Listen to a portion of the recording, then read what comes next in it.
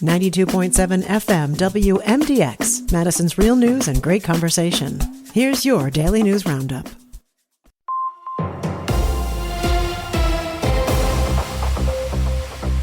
For Civic Media News, I'm Jimmy Kuska. Before Tuesday's primary, polling had Francesca Hong as a clear favorite in the Democratic primary for governor. On election night, David Crowley, who had dropped out of the race on July 8th, then re-entered 9 days later with the endorsement of current Governor Tony Evers, held narrow leads for most of the night while totals were being reported. It wasn't until Milwaukee County's delayed reporting of over 24,000 absentee ballots that the race was called in favor of Crowley early Wednesday morning. In addition to Milwaukee County, server issues in Winnebago and Greene counties also delayed the reporting of final vote tallies well into Wednesday. Crowley will face Republican Tom Tiffany in this fall's general election. Plenty of attention was on northern Wisconsin's 2 contested primaries in Congressional District 7, which became an open seat when Tom Tiffany decided to run for governor. Republican Michael Alfonso, the son-in-law of former Wisconsin Congressman and current Trump administration cabinet member Sean Duffy, cleared the field and will face Democrat Fred Clark. Meanwhile, in western Wisconsin, it'll be a rematch between Republican Congressman Derek Van Orden and Democrat Rebecca Cook in the state's 3rd Congressional District. The Madison police officer who shot and killed Corey Ruiz last month is being officially identified. The Wisconsin Department of Justice says Keel Badinger Peterson was injured by Ruiz with a knife during an attempted arrest on July 22nd and then fired his weapon at Ruiz. The deadly encounter led to protests at Williamson and Baldwin streets, including an encampment that lasted until last week. Badinger Peterson has been with the Madison Police Department for more than 10 years and hasn't been involved with use of deadly force in the past. The last group of beagles at Ridgeland Farms will be out of the facility tomorrow. Big Dog Ranch Rescue says the final 155 dogs will be released from Blue Mounds, most of which are puppies believed to be just a few months old. This departure will mark the end of a mission by rescue groups to have all dogs leave Ridgeland Farms, a mission that began back in April. Big Dog Ranch Rescue mentioned it has rescued more than 2,100 beagles from the facility to date. I'm Jimmy Kuska for Civic Media News.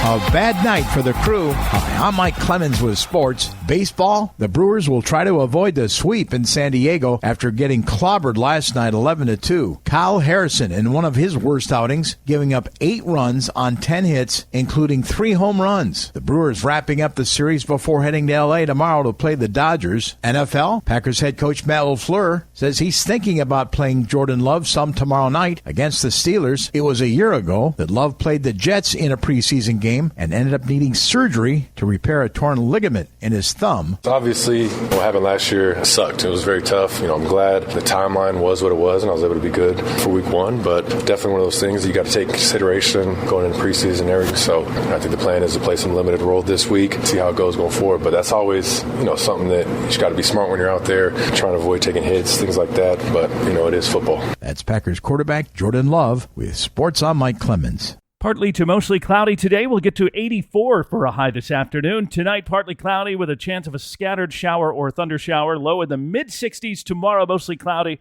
Scattered showers and thunderstorms with a high near 80. I'm meteorologist Sean Cable. That's your Madison News Roundup from WMDX. Find more news anytime at WMDXradio.com. Subscribe to this podcast on Spotify, Apple, or wherever you find your podcasts.